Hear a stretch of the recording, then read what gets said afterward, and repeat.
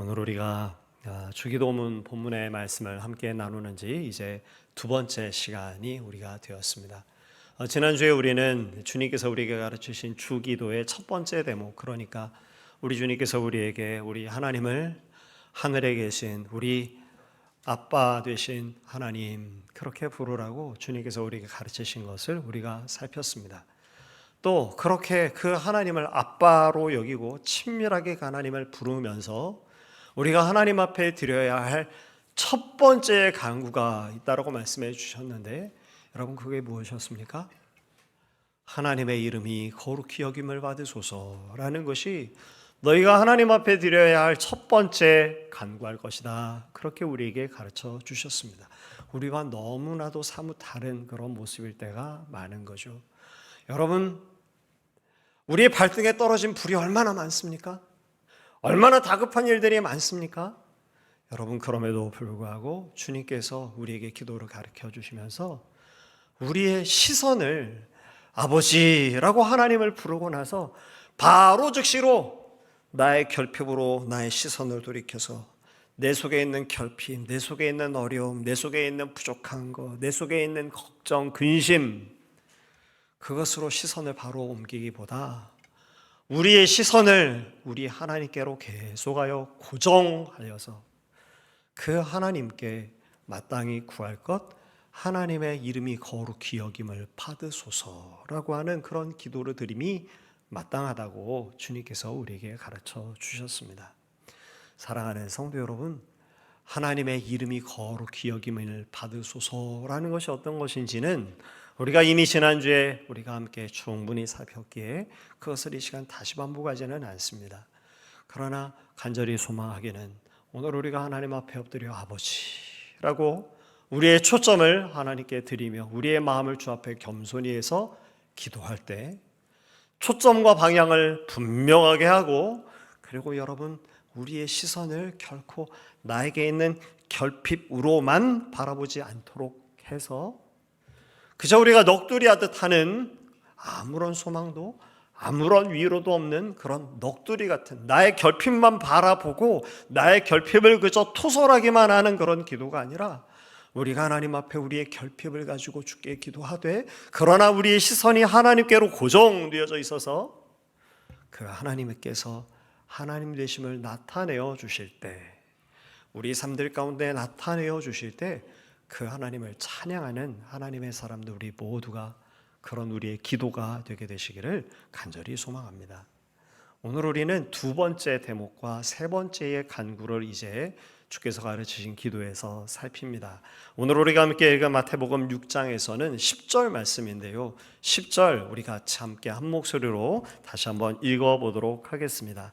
나라가 임하시오며 뜻이 하늘에서 이루어진 것 같이 땅에서도 이루어지이다. 두 번째 간구가 이런 것이라는 거죠. 하나님의 나라가 임하소서라고 너희들은 기도해라. 그렇게 주님께서 우리에게 가르쳐 주신 겁니다. 우리가 하나님 앞에 기도할 때 아버지라고 하나님을 부르고 하나님의 이름이 거룩히 여김을 받으소서, 하나님의 하나님 되심이 나타나소서, 그리고 그것을 나로 하여금 알게 하셔서 하나님을 칭송하게 하소서, 우리가 그렇게 기도함과 동시에 우리가 기도해야 될 것이 있는데 그것이 무엇인가 하면 하나님의 나라가 임하소서라고 하나님께 기도해라 라고 가르쳐 주신 겁니다. 사랑하는 성도 여러분, 이미 우리가 여러 차례 이런 주제에 대해서 말씀을 나눴기에 이제 우리가 이 주제가 익숙한 그런 주제일 것이라고 저는 믿습니다. 여러분, 하나님의 나라가 어떤 것입니까? 제가 여러분께 말씀을 드릴 텐데 맞으면 0표, 틀리면 X표 그걸 마음속으로 이렇게 한번 하시면서 생각해 보시기를 바랍니다. 하나님의 나라는 천국입니다. 맞습니까? 틀립니까? 맞죠. 맞죠. 하나님의 나라가 천국이죠. 그래서 예수님께서 때때로는 하나님의 나라는 이와 같다 그러실 때도 있고, 우리 예수님께서 때때로는 천국은 이와 같다 그렇게 말씀하시기도 합니다. 하나님의 나라가 바로 천국입니다. 이게 별개가 아닌 거죠. 이제 두 번째입니다. 이건 맞을까요? 틀릴까요? 천국은 하늘에 있는 것이다. 여러분 맞습니까? 틀립니까? 네, 우리 성가대 쪽에서 아주 자신 있게 어느 분께서 아마 집사님이신 것 같은데 X 그러셨죠. 예, 맞습니다. 천국은 하늘에 있는 게 아니죠. 천국은 내가 죽어서 가는 곳이 거기만 천국입니까? 아닙니다. 천국은 주님께서 우리 마음 가운데 계시면 우리 마음이 천국입니다. 주님께서 우리의 가정 가운데 있으면 우리의 가정이 천국입니다. 주님께서 우리 교회를 다스리시면 우리의 교회가 천국입니다. 우리가 국가의 3요소 그러면 보통 주권, 영토, 국민 이렇게 보통 이야기합니다. 하나님의 나라를 생각할 때도 이런 구도로 생각하면 조금 더 쉬울 것 같습니다. 하나님의 나라가 어떤 것입니까? 하나님의 나라는 역시 마찬가지로 세 가지 요소로 설명할 수 있을 겁니다. 그 나라의 주권이 누구에게 있습니까? 하나님께 있겠죠. 하나님의 그 주권이 다스리시는 곳, 그곳이 바로 하나님의 다스리시는 영토겠죠. 그 하나님의 주권의 통치를 받는 그들이 바로 국민입니다. 그게 누굽니까? 저와 여러분, 오늘 우리 같은 하나님의 백성들, 그게 바로 우리의 하나님 나라의 국민이 되겠죠. 그러니까 하나님의 나라는 죽어서 가는 곳, 물론 죽어서도 갑니다. 그런데 그렇게만 하면 너무 하나님의 나라를 좁게 설명하는 게 되고, 하나님의 나라는 어떤 것입니까? 하나님께서 다스리시는 것. 하나님은 우리를 무엇으로 다스리시는가 하면, 하나님은 우리가 한번 따라 하시겠습니다. 하나님은 의와 생명으로 다스리십니다. 하나님은 우리를 의와 생명으로 다스리십니다. 사단은 정반대입니다. 사단은 사단에게 충성하는 자에게 사망을 가져다 주죠. 새빨간 거짓말로 마치 자유를 줄 것처럼, 행복을 줄 것처럼 그렇게 말하지만, 실제로 사단의 말을 따라 그 유혹을 당하면 사단이 가져다 주는 게 뭡니까? 그건 사망입니다. 그걸 경험한 게 아담과 하와 아니었었습니까? 너희가 저 하나님처럼 될 거다 그랬는데 어떻게 됐죠? 그런데 그들이 받은 건 도리어 생명에서 분리된 사망을 그 값으로 아담과 하와가 받았습니다. 사랑하는 성도 여러분, 하나님의 나라가 오시옵소서라고 우리가 기도하는 건 어떤 것인가 하면, 하나님께서 우리를 다스려 주시옵소서라고 하는 구하는 바로 그것입니다. 그리고 그 하나님의 나라의 다스림을 구하는 오늘 우리들은 그 하나님의 다스리심에 마땅히 순복하고 순종하는 게 필요하겠죠. 우리 하나님께서 우리를 다스리시고 우리를 구원하시는 그 계획을 언제부터 우리 하나님께서 가지셨을까요? 그것은 당연하게도 아담과 하와가 범죄한 바로 그 순간부터 우리 하나님께서는 모든 인류를 구원할 계획을 가지셨습니다. 왜냐하면 우리 하나님께서 그 피조된 창조 세계가 그렇게 타락된 것을 보고 있으실 수 없으시거든요. 그래서 아담과 하와가 하나님과 분리된 바로 그때로부터 우리 하나님은 구원의 계획을 세우셨고 그 구원의 계획을 시작하셨습니다. 그래서 우리 하나님께서 하와에게 들려주셨던 거 아니었습니까? 우리 하나님께서 그 구원의 계획이 어떻게 이루어질 것에 대해서 넌지시 주님께서 먼저 가르쳐 주셨고, 그리고 그 구원의 역사가 그 아담과 하와의 타락 이후로부터 지금에 이르기까지, 그리고 앞으로도 마침내 주님께서 이 땅 가운데 오실 때까지 그 구원의 계획이 반드시 이루어질 것입니다. 그것을 우리는 어떻게 무엇이라고 말하는가 하면 구속사라고 이야기합니다. 구원의 계획이 이루어지는 것인 거죠. 여러분께 나눠진 말씀 나눔지의 뒷면을 보시면 2번에 굵은 글씨로 이렇게 적어드렸습니다. 하나님은 인간을 죄와 비참함으로부터 구원하십니다. 이거 언제부터라고요? 아담과 하와 때부터 주님께서 모든 인류를 구원하실 계획을 세우시고 그것을 지금 이행하고 계시다라는 거죠. 그리고 그 하나님의 그 구원의 계획을 이루시는 것을 우리가 일컬어서 어떻게 말하는가? 그것이 이루어지는 역사의 점진적인 과정을 구속사라고 한다라는 겁니다. 여러분, 이게 딱딱한 이야기 또 시작됐구나, 그렇게 여러분 생각하지 마시기를 바랍니다. 주님께서 구원의 역사를 지금 이루고 계십니다. 이것을 우리가 아는 게 필요합니다. 여러분, 이 구속사의 사자가 뭡니까? 역사할 때 그 사자잖아요. 그렇죠? 역사의 무대가 있습니다. 역사의 무대는 뭔가요? 시간과 공간입니다. 역사는요, 마음속에서 이루어지는 게 아닙니다. 영혼에서 이루어지는 게 아닙니다. 어느 날 갑자기 뚝 하고 이루어지는 게 아닙니다. 역사는 어떻게 이루어지죠? 시간의 흐름 속에서, 그리고 공간 속에서 이루어지는 게 역사입니다. 그리고 하나님께서 우리를 구원하시는 역사를 어디서 이루시는가 하면, 사랑하는 성도 여러분, 시간의 무대 속에서, 공간의 무대 속에서, 우리의 역사들 속에서 하나님께서 하나님의 구원의 역사를 이루십니다. 이걸 우리가 아는 게 너무나도 중요하기 때문에 그런 거죠. 구속사라고 하는 말 자체, 이런 좀 딱딱한 그것을 이야기하고자 하는 것이 아니라, 하나님께서 지금도 우리를 구원하시는데 어떤 방법으로 우리를 구원하시는가, 여기에 대해서 우리가 좀 이해가 필요한 겁니다. 왜냐하면 사랑하는 성도 여러분, 우리가 지난 1월 달에 같이 하나님의 말씀을 우리가 나누면서 우리가 함께 살피지 않았습니까? 우리가 기도해야 되는 면에 대해서 우리가 말씀을 나누면서, 그런데 그 기도 속에 우리에게 반드시 필요한 게 있는데 그게 뭔가 하면 기다림이라고 우리가 말씀 나눴습니다. 하나님께서 하나님의 구원의 역사를 이루십니다. 그런데요, 이게 어느 날 갑자기 뚝하니 이루어지는 게 아닙니다. 하나님께서 구원의 역사를 이루시는데, 하나님께서 어떤 방식으로 이루시는가 하면 시간의 무대 속에서 이루시고요, 그리고 공간 속에서 우리 하나님께서 그것을 이루십니다. 그것을 우리가 이해하면, 그러면 우리가 뭘 해야 되는지를 알게 됩니다.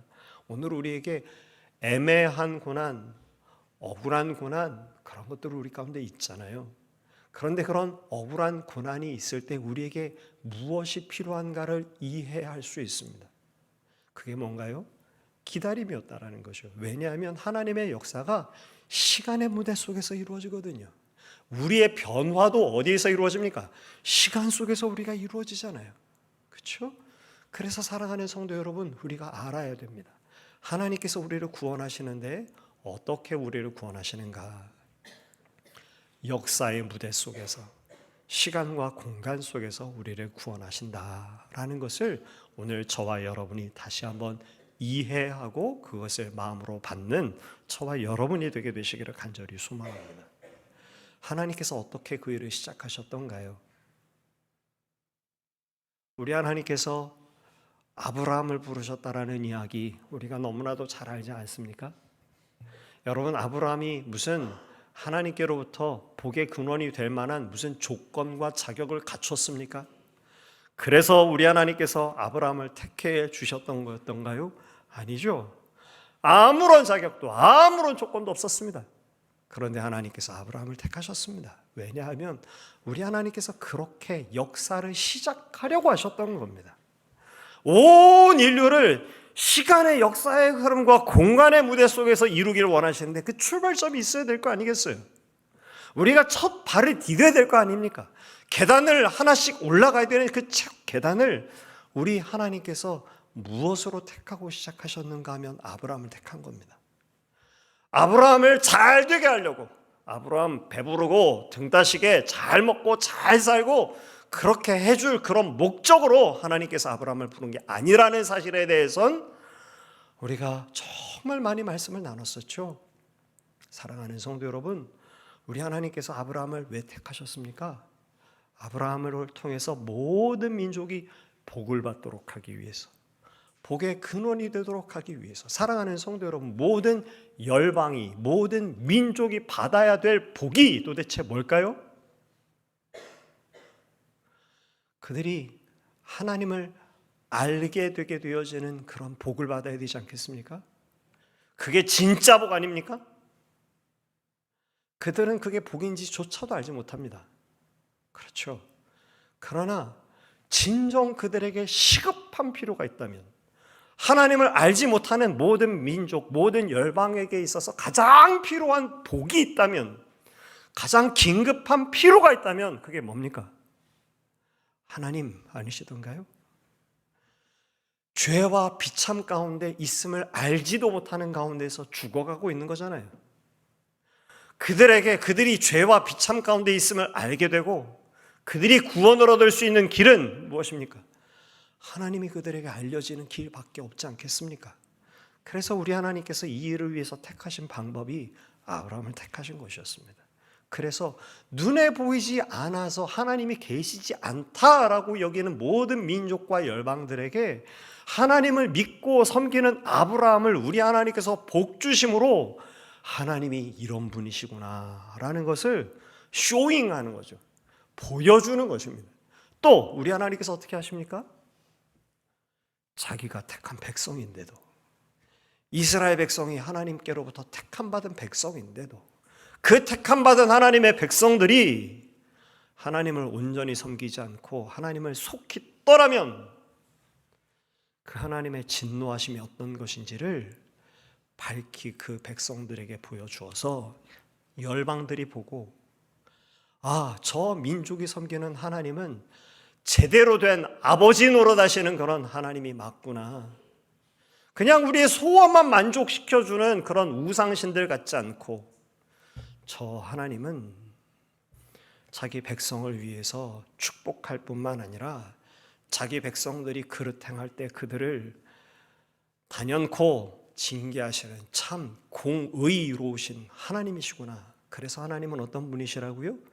의와 생명으로 우리를 다스리시는 하나님이신 것입니다. 그것을 위해서 우리 하나님께서 아브라함을 부르시고 이스라엘 백성들을 때때로는 축복하시는가 하면 때때로는 이스라엘 백성을 저 바벨론에 팔아버리시기도 하고, 그러나 하나님의 그 큰 능력을 나타내셔서 저 포로됐던 곳에서 그들을 다시 불러일으켜 나라를 다시금 일으켜 세우기도 하고, 우리 하나님은 그렇게 지금 시간의 흐름과 공간 속에서 하나님의 뜻을 이루어가고 계시는 것입니다. 우리 하나님께서 이스라엘만이 아니라 온 인류를 구원하시기 위해서 이 땅 가운데 직접 오셨습니다. 그분이 바로 예수님이라는 건 우리가 너무나도 잘 알고 있죠. 예수님께서 이 땅 가운데 오셔서 어떻게 하셨습니까? 십자가에 달려 죽으심으로 우리의 모든 죄를 대신 대속하셨습니다. 그리고 주님께서 또 무엇을 하셨습니까? 주님께서 다시 부활하셔서 사망의 권세를 꺾으신 참 하나님의 아들이라는 사실을 증명해 보여주셨습니다. 그리고 오늘 우리는 너무나도 잘 알고 있습니다. 오늘 아까도 우리가 사도신경으로 고백했죠. 우리 주님이 지금 어디에서 무엇을 하고 계시나요? 십자가에 달려 죽으시고 장사한 지 사흘 만에 죽은 자 가운데서 부활하셨다가 지금은 어디 계시죠? 하나님의 우편에 앉아 계시다. 사랑하는 성도 여러분, 우리가 이미 이 부분들에 대해서 여러 번 이 주제를 다뤘습니다만 다시금 상기시켜 드립니다. 우리 하나님께서 하나님 우편에 앉으셨다라는 게 무슨 뜻이던가요? 우리가 확실한 지식이라고 하는 사도신경을 다룰 때 우리가 함께 살피지 않았습니까? 우리 예수님께서 하나님 우편에 앉아 계십니다. 뭐 하십니까? 그냥 오른쪽에 앉아 계시는 건가요? 아니잖아요. 왕좌가 있습니다. 그리고 오른편에 자리가 있습니다. 이 자리는 누구의 자리인가요?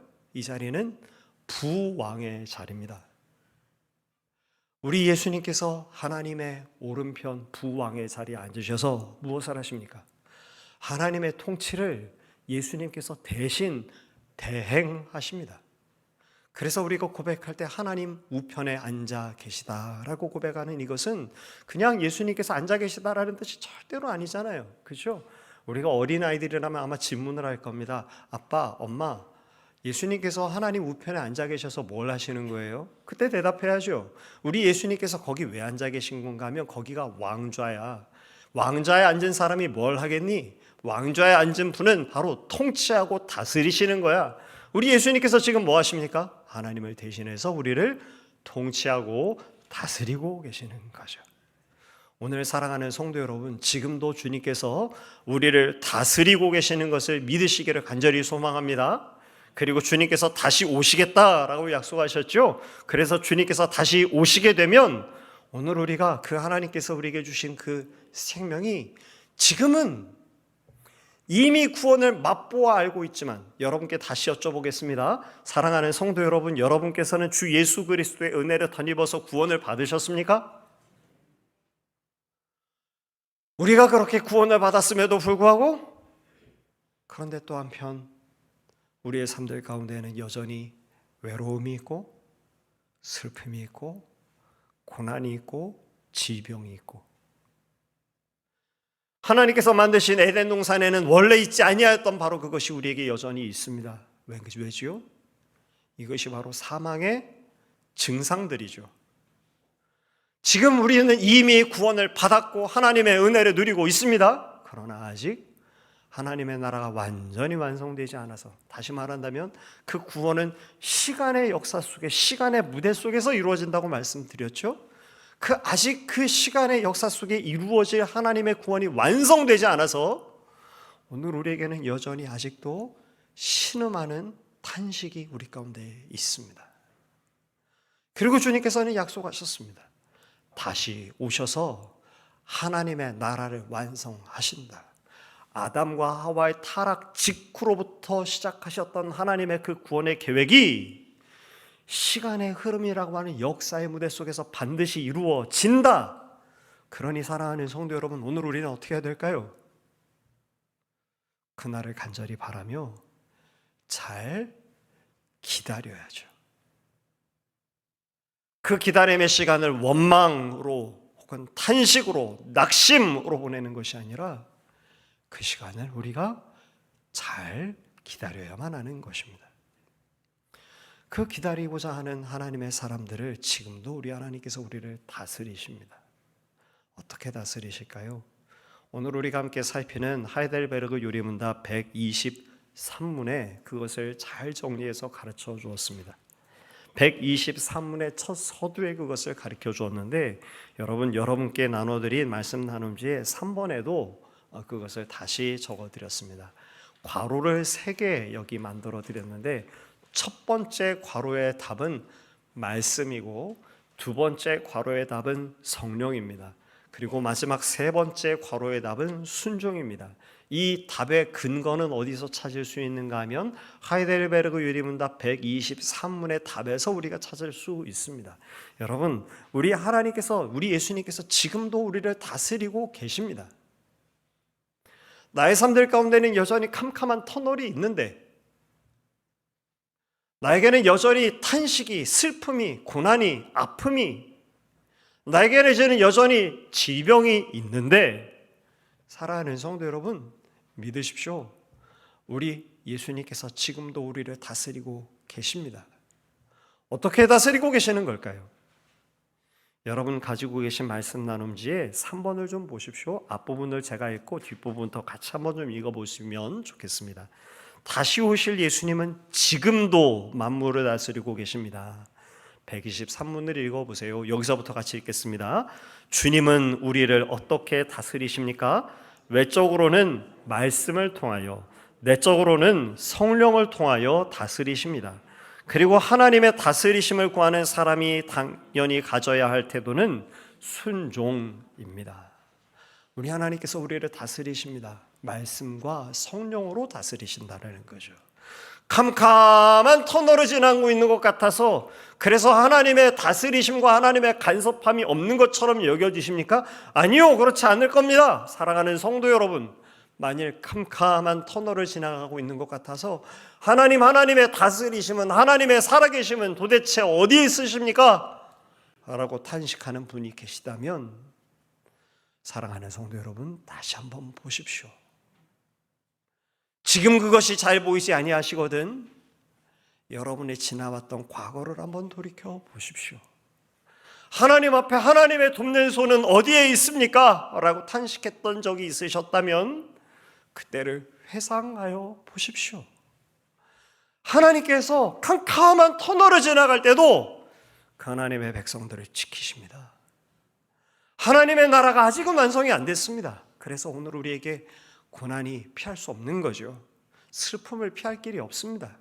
그런데 사랑하는 성도 여러분, 그러면 우리가 고아처럼 내어버려짐을 당했습니까? 진정 오늘 우리가 하나님의 아무런 도움도, 하나님의 아무런 간섭하심과 다스림도 없이 고아처럼 여러분 우리가 내어버림을 받은 것처럼 그렇게 있으십니까? 아니죠. 우리 하나님께서 우리를 다스리고 계십니다. 어떻게 다스리시나요? 말씀과 성령으로 우리를 다스리십니다. 그래서 하나님의 은혜를 구하고 하나님의 도우심을 구하는 이들마다 하나님의 말씀 가운데서 위로를 얻습니다. 여러분 그 위로를 받고 계십니까? 저는 오늘 모두가 그 하나님의 은혜를 참으로 풍성히 누리게 되어지는 오늘 우리 모두가 되시기를 저는 간절히 소망합니다. 우리가 그 어두운 터널을 지나갈 때 그것을 고백하기가 어려울 때가 많습니다. 그런데 여러분 항상 그렇더라고요. 어두운 터널이 끝이 있잖아요. 끝에쯤에 도달하게 됐을 때 그때 비로소 깨닫습니다. 내가 어떻게 이 어두운 터널을 걸어왔을까? 하나님께서 나를 도우셨고 주의 성령께서 나를 붙들어 주셨구나 라는 것을 고백하게 됩니다. 그리고 그때 더욱 알게 됩니다. 하나님이 진정 살아계시고 지금도 우리를 붙들고 계시다라는 사실을 알게 되는 거죠. 지금도 우리 주님께서는 우리를 내버려 두지 아니하시고 무엇으로 우리를 다스리신다고요? 첫 번째, 말씀과 성령으로. 우리 같이 한번 다시 하겠습니다. 말씀과 성령으로 다스리십니다. 그러므로 여러분 오늘 우리가 하나님의 말씀을 더 가까이 하십시오. 그리고 성령께서 우리를 도와주실 것을 여러분 간구하십시오. 결코 여러분의 시선을, 우리의 시선을 나의 결핍에만 고정하지 마십시오. 나의 결핍에만 고정을 하면 나올 건 탄식밖에 없습니다. 나의 결핍을 품에 안고 어떻게 하는 겁니까? 우리의 시선을 하나님께 고정하는 겁니다. 그러면 하나님께서 어떻게 하신다고요? 말씀과 성령으로 우리를 다스려 주십니다. 이것을 진실로 믿고 그것을 경험하고 그 일들을 경험하며 하나님을 찬양하는 하나님의 사람이 되게 되시기를 간절히 소망합니다. 그런데 여기에서 중요한 것이 또 하나 있습니다. 하나님께서 우리를 다스리실 때 말씀과 기도로, 말씀과 성령으로 우리를 다스려 주십니다. 그런데 그 말씀과 성령으로 우리를 다스려 주실 때 아무런 수단 없이 우리를 말씀과 성령으로 다스리시지 않는다라는 사실입니다. 이것을 유리문답을 정리한 우리의 앞선 개혁자들이 우리에게 가르쳐 주었습니다. 123문에 그래서 우리에게 말해주고 있는 거죠. 우리에게 말씀과 성령으로 우리를 다스려 주시는데 말씀과 성령으로 우리를 다스리실 때 주께서 사용하시는 수단이 있습니다. 그 수단이 무엇입니까? 교회라는 거죠. 여러분 한번 보십시오. 우리 하나님께서 우리를 다스리실 때 여러분 우리 하나님께서 우리를 어떻게 공급하시고 우리를 다스리실까요? 교회를 통해서 말씀과 성령으로 우리를 다스리시는 것을 여러분 다시 한번 확인하고 그것을 믿는, 그래서 이 진리에서 떠나지 아니하는 우리 모두가 되시기를 저는 간절히 소망합니다. 이 시대 가운데 이상한 풍조가 있습니다. 여러분 들어보셨죠? 가나안 성도라고 말이죠.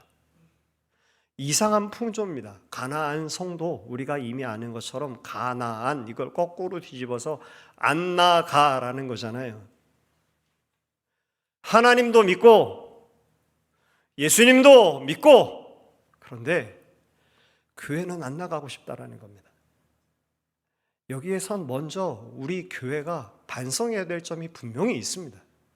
교회가 얼마나 하나님의 말씀과 성령으로 다스림을 전하지 못했으면, 교회가 얼마나 교회답지 못했으면 하나님도 사랑하고 예수님도 사랑한다 말하는 이들이 교회를 싫어할 지경에까지 이르게 됐을까요? 그러니까 이건 분명히 교회가 반성해야 될 지점이 있습니다. 그러나 사랑하는 성도 여러분, 비록 그렇다 할지라도 가나안 혹은 안 나가라고 하는 그들의 이 경향이 정당화될 수는 없습니다. 왜냐하면 우리 하나님께서 말씀과 성령으로 우리를 다스리십니다. 우리를 도와주십니다. 그런데 그 수단이 뭔가요? 하나님께서 하늘에서 뚝하니 떨어지게 말씀과 성령으로 우리를 돕지 아니하시고 이 일들 가운데 사용하시는 수단이 있습니다. 그것이 바로 교회이기 때문인 것이죠. 그래서 사랑하는 성도 여러분, 우리는 교회에 속하여야 합니다. 또 교회를 위해서 그래서 우리가 기도해야 됩니다. 교회가 교회다울 수 있도록 교회를 지켜야 됩니다. 세속화되지 않도록, 타락하지 않도록 교회를 붙들어야 됩니다. 바로 이 지점에서 생각할 때 저는 우리 장로교회가 참으로 성경에 부합하다라는 것을 다시금 확신합니다. 여러분, 장로교회 뭔가요? 장로교회는 서로가 서로를 사실은 견제합니다. 여러분, 이게 무슨 세력 다툼하는 게 아니라 목사가, 사랑하는 성도 여러분, 잘못 생각하고 타락할 가능성 있습니까? 없습니까? 있지 않겠어요? 그러지 않길 바라지만 얼마든지 그럴 수 있잖아요. 장로는 어떻습니까? 장로도 타락하고 부패할 가능성 있습니까? 없습니까? 있잖아요. 그래서 오늘 우리는 우리 인간의 선한 의지라는 걸 믿지 않고 하나님의 말씀 가운데서 서로가 서로를 견제하고 서로가 서로를 바로잡고 세울 수 있도록, 그래서 장로 교회의 정치제도가 만들어져 있습니다. 그래서 사랑하는 성도 여러분, 오늘 우리가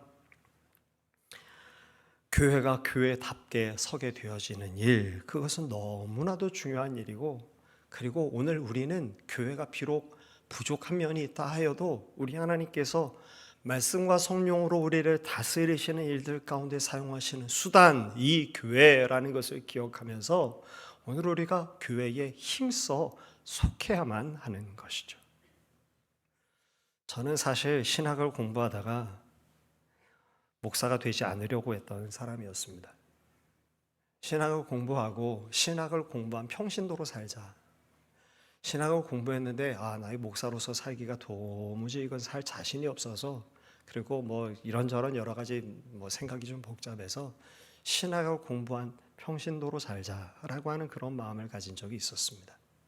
전도사라고 하는 타이틀을 가지고 있었을 때였죠. 그래서 사역을 내려놨습니다. 보통 사역자들이 사역을 내려놓게 되면 평소에 이제 좀 궁금하던 그런 교회들을 좀 탐방하는 일들을 보통은 합니다. 약 한 달간 이 교회도 좀 가보고, 서울에 있는 교회도 가보고, 분당에 있는 교회도 와보고, 이러면서 교회를 몇 군데 둘러봤습니다. 그거 딱 한 달입니다. 그 다음부터는 정말 괴롭습니다. 그러니 교회를 정해야 되는 거죠. 그래서 교회 하나를 정했습니다. 그리고 그 교회를 매주마다 아이와 아내와 함께 예배를 드리기 시작했습니다. 그런데 계속해서 마음에 찔림이 있는 거예요. 주일날 가서 예배 드리고, 그리고 예배 마치고 집에 돌아오고, 그러기를 몇 주를 반복하는데, 여러분, 제가 그때 전도사였었습니다만 말씀, 성도님들과 함께 말씀 나누고 또 제가 배웠고 또 가르치기를, 성도는 교회에 속해야 된다고 그렇게 전했었거든요. 그래서 새가족 등록카드를 작성해서 제출을 했습니다. 새가족 등록카드에 신급이 있습니다. 세례를 받았는지 학습을 받았는지 이런 거 말이죠. 직분도 있습니다. 서리 집사인지 안수 집사인지 권사인지 장로인지 이런 직급이 있더라고요. 그런데 저는 해당되는 게 없는 거예요. 전도사가 없더라고요. 그래서 볼펜으로 찍찍 그걸 긋고 전도사 이렇게 써가지고 새가족 등록카드를 냈습니다. 주중이 됐는데 교회에서 연락이 왔어요. 새가족 담당하시는 부목사님이셨습니다. 그 전도사님께서 새가족 등록카드를 내셨네요. 네, 맞습니다. 얘기를 하다 보니까 1년 선배시더라고요. 등록을 하시게 됐으니 등록 신방을 받으시겠습니까? 그래서 제가 신방 받았습니다. 정말 긴장되더라고요. 집안 청소 다 하고요. 화장실도 다 청소하고요. 안방 들어올 것도 아닌데 안방까지도 정리 다 하고, 그리고 약속한 시간이 됐는데 왜 이렇게 시간이 안 갑니까? 10분 전부터 베란다로 내다보고 문 한번 열어보고, 그래서 신방을 받을 때의 마음이 이런 거구나 라는 거 그때 알았습니다. 목사님 오셨어요. 신방 예배를, 새가족 등록 예배를 드리고 이야기를 해봤더니 1년 선배였던 거죠. 그리고 얘기하더라고요. 구역 편성 어떻게 할까요? 네, 구역 편성 넣어 주십시오. 제가 전도사라고 이야기하면 혹시 구역장님 부담스러우실지 모르니까 그냥 석환 형제라고 해 주십시오. 그러면 그냥 제가 할 수 있는 대로 그냥 열심히 참석하고 그리고 도울 수 있는 대로 돕겠습니다. 그래서 구역 편성했습니다. 매주 목요일마다 약 6개월간 하나님께서 그 뒤에 갑자기 또 부르셨어요. 약 6개월간 그 해가 다 갈 때까지 매주마다 남자 성도님들과 함께 구역장님 집에서 다른 구역원 집에 모여서 구역 공부를 계속해서 진행을 다 했습니다. 왜일까요? 성도는 교회에 속해야 되는 겁니다. 그리고 우리 하나님께서는 말씀과 성령으로 우리를 다스려 주시는데 주님께서 바로 그 일들 가운데 수단으로 삼으시는 것이 교회입니다. 그러므로 사랑하는 성도 여러분, 오늘 우리가 교회에 속하기를 힘써야 되지 않겠습니까? 그리고 그 교회가 교회답도록 우리가 기도해야 되지 않겠습니까? 교회를 지키기 위해서 여러분이 지키는 게 어떤 뜻일까요? 교회가 교회답도록 지키는 것입니다. 교회가 교회답도록 지키는 일을 위해서 우리는 수고하고 때때로는 격려하고 때때로는 분투해야 하는 것입니다. 오늘 우리가 하나님의 다스림, 하나님의 나라가 오시옵소서라고 기도하는 이 한 대목을 우리가 고백하면서 이 대목 속에 이런 고백이 있다라는 것을 떠올리시는 저와 여러분이 되게 되시기를 간절히 소망합니다. 우리가 기도하죠. 하나님의 나라가 임하소서. 그 하나님의 나라가 임하소서라는 것으로부터 시작해서 그 하나님의 나라가 지금도 이미 임했고 주님께서 마치 오실 텐데 그 사이에 주님께서 우리를 성령과 말씀으로 다스리고 계시고 주님께서 그 하나님의 나라를 이 땅 가운데 오시기까지 우리 하나님께서 교회를 수단으로 삼으신다라는 것을 또한 기억하며 하나님의 나라를 구하는 것입니다. 그리고 사랑하는 성도 여러분, 그 하나님의 나라가 오심을 간절히 간구하고 기도하는 사람에게 특징이 있습니다. 그 특징은 뭘까요? 한 두 가지로 여기 정리를 했습니다만 하나님의 나라를 구하는 사람의 특징 첫 번째는 나의 뜻보다 하나님의 뜻이 이루어지기를 간절히 사모하는 마음을 갖게 되어져 있습니다. 물론 처음에 그렇지 않습니다. 그런데 경험을 하면 할수록 하나님께서 어떻게 우리 가운데 간섭하시나라는 것을 체험하면 할수록 하나님을 알게 되면 더욱 알게 되어질수록 나의 뜻이 물론 있지만 나의 뜻보다도 하나님의 뜻이 이루어지기를 바라게 되죠. 이건 결코 희생이 아닙니다. 그것이 훨씬 남는 장사이기 때문에 그렇습니다. 내가 생각하는 것보다 하나님의 뜻이 훨씬 더 뛰어나고 훨씬 더 좋거든요. 지금 당장은 내가 원하지 않는 것이 될 수도 있겠지만 지금 당장은 좀 고생이 되기도 하지만 그러나 하나님께서 우리에게 주시는 것이 훨씬 더 뛰어나고 훨씬 더 완전합니다. 그것을 진실로 마음으로 믿고 그것을 신뢰하는 데까지 나가게 되시는 제가, 여러분이, 우리 모두가 되게 되시기를 저는 간절히 소망합니다. 우리가 아버지 돼서 우리가 어머니가 돼서 우리의 자식에게도 그렇게 하지 않던가요? 여러분 제대로 된 아버지 노릇하고 제대로 된 어머니 노릇하려고 할 때 우리의 자녀들이 원하는 거 있다고 그거 턱턱하니 다 내줍니까? 안 그러잖아요. 우리 아이들이 자라나면서 반드시 경험해야 되는 게 뭡니까? 결핍이라면서요. 자녀들이 자라나면서 우리의 마음 가운데 만족함을 주고 싶죠. 그게 당연히 부모의 마음입니다. 그러나 어미와 아비가 제대로 된 아비 노릇하고 어미 노릇하려고 자식에게 무엇을 경험하게 합니까? 결핍을 경험하게 합니다. 그리고 기다림을 경험하게 하죠. 그리고 공급해 주죠. 우리 육신의 아비 되고 어미 된 이들도 그렇게 할진데 하늘아버지께서 어떻게 하실까요? 오늘 하늘아버지께서 우리에게 당연히 결핍을 경험하게 하시고 때때로는 우리를 어려움 가운데 잠시 있도록 허락하시기도 하시는 겁니다. 왜냐하면 그것이 훨씬 더 아름답고 귀한 선을 이루시기 때문에 그런 거죠. 그래서 그것을 알지 못할 땐 우리 아이가 그러는 것처럼 많이 웁니다. 그런데 아버지와 어머니에 대해서 신뢰가 쌓이기 시작하면 그러면 아이가 기다리는 법을 조금씩 배우게 되죠. 우리가 하나님 앞에서도 그렇습니다. 하나님께서 내 뜻, 나의 원하는 기도를 당장 들어주시지 않으면 우리가 처음엔 어떻게 합니까? 웁니다. 그런데 좀 울었지만 하나님께서 더 완전하시구나. 하나님의 일하시는 게 정말 놀랍구나. 그것을 알게 되면 그러면 점차로 하나님을 더 신뢰하고 기다림을 배우게 되죠. 우리 주님께서 그렇게 기도하지 않았습니까? 이 잔을 내게서 옮기시옵소서. 그러나 아버지 내 뜻대로 마시옵고 아버지의 뜻이 이루어지기를 원합니다.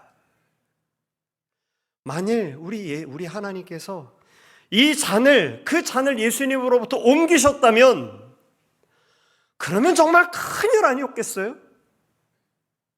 그런데 우리 하나님께서 우리의 잠깐의 고생이 있다 할지라도 우리 하나님의 완전하신 뜻을 위해서 하나님의 일들을 이루십니다. 그래서 하나님의 나라가 이루어지다라고 구하는, 하나님의 나라를 이루소서, 하나님의 나라가 오소서라고 기도하는 하나님의 사람들에게 하나님께서 하나님의 뜻이 더 완전하다는 것을 믿는 신뢰의 마음을 주님께서 주시는 것입니다. 그리고 그것을 알았기에 내 생각은 이만큼 정도쯤에 되지 못하지만 하나님의 생각은 이만큼 높으시구나. 그것을 알게 되면, 그리고 그 하나님을 신뢰하게 되면 어떻게 하나요? 우리가 기다리고 인내하는 법을 배우게 되는 것이죠. 사랑하는 성도 여러분, 오늘 우리가 걸어가고 있는 발걸음의 자리가 어떤 자리인지는 여러분 잘 모르겠습니다. 어떤 이들은 그저 평범한 일상의 발걸음을 옮기고 있을지도 모르겠습니다. 어떤 분은 칠흑 같은 어둠의 터널을 지금 지나가고 있을 수도 있습니다. 어떤 분은 이제 그 터널이 막 지나간 것 같아서 하나님의 도우심이 놀랍구나라고 고백하시는 분도 있으시겠죠. 간절히 소망하기는 하나님의 다스리심이 어떤 것인지를 우리가 다시 한번 헤아려 보고 하나님의 나라가 이루어지이다라고 주께 기도하는 하나님의 사람들, 저와 여러분 우리 모두가 되게 되시기를 간절히 소망합니다. 우리 잠시 기도하겠습니다. 우리의 마음을 모아서 하나님께 고백할 텐데, 사랑하는 성도 여러분, 우리가 하나님의 나라가 임하소서, 하나님께서 다스려 주소서, 그 하나님의 다스림을 온전히 믿고 신뢰하게 하소서, 잠시 우리의 마음을 모아서 기도하시겠습니다. 거룩하고 전능하신 아버지, 이 시간에는 우리가 주께 기도합니다. 우리의 기도를 주님께서 들어주시고 하나님 축복하시고 인도하시고, 하나님께서 다스리시는 그 하나님의 나라가 속히 이 땅 가운데 이루어지기를 바라며, 나의 삶들 가운데서도 여전히 있는 하나님의 손길을 더욱더 신뢰하는 우리가 되도록 아버지 도와주시옵소서.